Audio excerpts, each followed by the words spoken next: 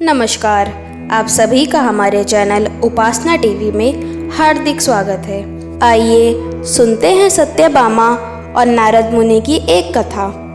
एक समय की बात है, भगवान श्री कृष्ण की पत्नी सत्यभामा को अपनी सुंदरता और संपत्ति पर बहुत घमंड हो गया था। वह सोचती थी कि भगवान कृष्ण केवल उसे ही सबसे अधिक प्रेम करते हैं और अन्य पत्नियों से कम प्रेम करते हैं। एक बार नारद मुनि उनके महल में आए और सत्यभामा को उनकी अहंकारपूर्ण प्रवृत्ति के बारे में संकेत दिया।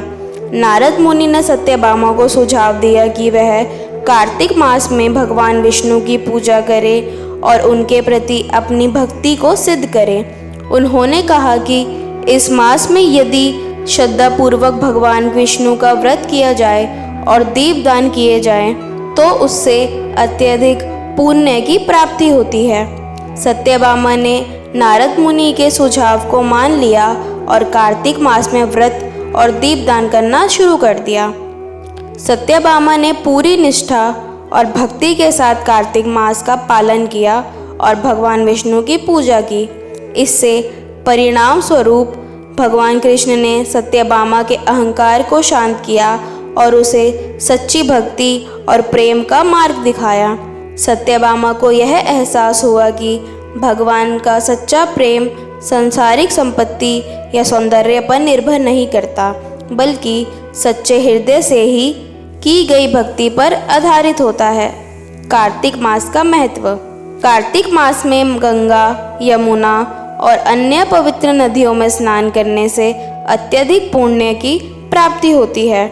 इस दौरान तिल का दान, दीपदान और अन्न दान करना अत्यंत शुभ माना जाता है। कार्तिक मास में दीपदान करने से विष्णु भगवान की कृपा प्राप्त होती है। खासकर कार्तिक पूर्णिमा के दिन दीप जलाने से जीवन के अंधकार को दूर कर सुख और समृद्धि की प्राप्ति होती है। कार्तिक मास में तुलसी का पूजन विशेष रूप से किया जाता है। तुलसी विवाह और देवउठनी एकादशी एक मास में आते हैं, जिन्हें भगवान विष्णु के जागरण और देवी तुलसी से विवाह के रूप में मनाया जाता है।